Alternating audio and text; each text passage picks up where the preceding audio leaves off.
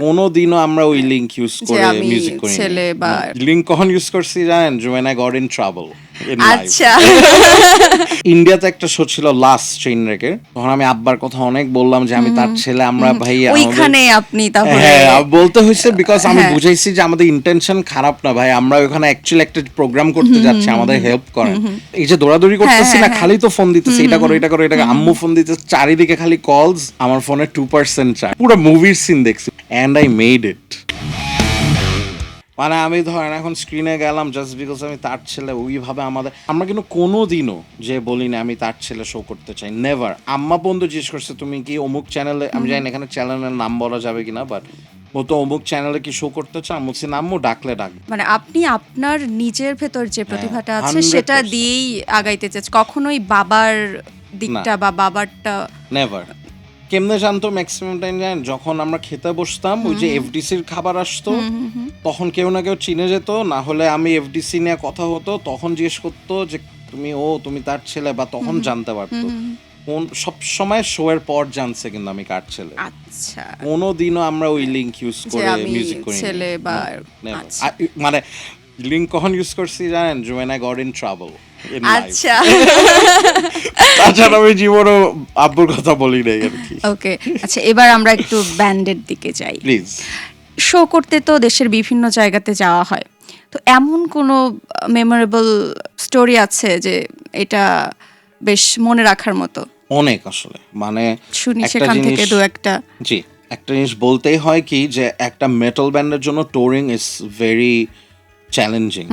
ধরেন band like Warfaze, শিরোনামহীন, আর্টসেল বা James ভাই, তারা এখন এমন একটা লেভেলে চলে আসছেন যে তাদের কাছে সব প্রসিডিওর একটু রেডি, বিকজ তারা 25-30 বছর ধরে মিউজিক করছে এন্ড ওদের একটা দেশি কমিউনিটি অডিয়েন্স বাইরে অলরেডি তৈরি আছে।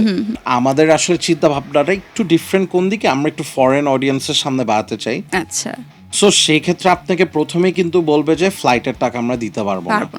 কিছু ক্ষেত্রে আপনি পাবেন, কিছু কিছু শোতে পাবেন, এমন না যে পাবেন না, কিন্তু ওরা রেকমেন্ড করবে আর একটু চিপ ডাউন করতে, ট্রেনে বাসে কিছুতে আসেন। বাট আমরা যেটা করি আমাদের শো এর টাকা পয়সা মিলায় বা স্পন্সর থেকে যেভাবে যাইতে হবে। সো চ্যালেঞ্জেস নিয়ে কিন্তু আপনার রেডি থাকতে হবে। ব্যাঙ্গালোর ওপেনের যে আমরা কম্পিটিশন করলাম, এক উইক আগে আমাদের একজনের ভিসা রিজেক্ট হয়ে যায়, তারপরে আমরা কোনোভাবে এইদিক ওইদিক থেকে ম্যানেজ করে আমরা ভিসাটা করি। মানে শোয়ের 7 দিন আগে we got to know visa হয় নাই, ওর ফ্লাইটের মনে 2 না 3 দিন আগে ভিসা হয়েছে।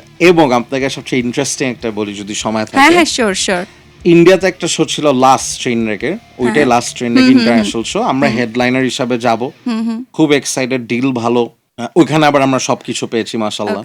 কিন্তু আমার ভিসা দিছে হচ্ছে শো এর একদিন পরে ডেট আসছে, ইন্ডিয়ার ভিসা। আচ্ছা, মানে শো এর একদিন পরে ডেট আসছে। এখন কি করব, আমরা তো খুব ঝামেলায়। কোনো একজন আমাদের পরিচিত হেল্প করছে যে আচ্ছা আমি কথা বলে দেখবো, তোমরা জানি আগে পাও।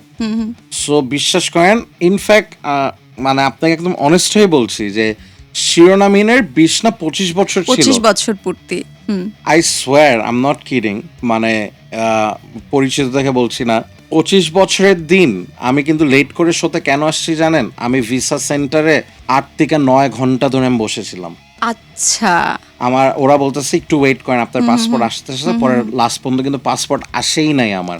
পরের দিন কিন্তু ফ্লাইট আসে নাই, পাসপোর্ট কি করব এখন? আমি আর মন খারাপ, কি কনসার্টে যাই, আমার মন খারাপ হলে আমি শোতে ঢুকি, কারণ আমি শিরোনামহীনের শোতে গেছি, মন খারাপ করে, মন খারাপে কিন্তু গেছি যে আমি ওখানে যাই, আমি জাস্ট শো দেখতে চাই ভাই, কনসার্ট বাদ গেছে। ও না 2 দিন আগে, সরি। সো আমার বার্থডে দিন আমি আবার ওয়েট করি, পরের দিন আমার বার্থডে, ওয়েট করি, না আসে না। তো আই লস্ট হোপ। ঠিক আছে, পরের দিন শোদের বলছে ঠিক মতো যায়, ওরা পৌঁছাইছে ইন্ডিয়ায়। দুপুরবেলা আম্মু ফোন দিছে, বলে হাই কমিশন থেকে ফোন দিছে, তোমার ভিসা নাকি হয়েছে। দুপুর 2টার সময় আমি ভিসা পাই, আমি 4টা, এখানে আব্বার কথা আসবে, সরি। দুপুরবেলা আমি ভিসা পাই, প্রথমে আমাকে বলছে যমুনায় যাইতে। আচ্ছা, যমুনায় যায় বলছে আপনার পাসপোর্ট এখানে নাই। পরে বললো হাইকোর্ট ওই কমিশনে যেতে, বাড়িধারা না কোথায়। আমি ওখান থেকে আবার গেলাম ওই বাড়িধারায়।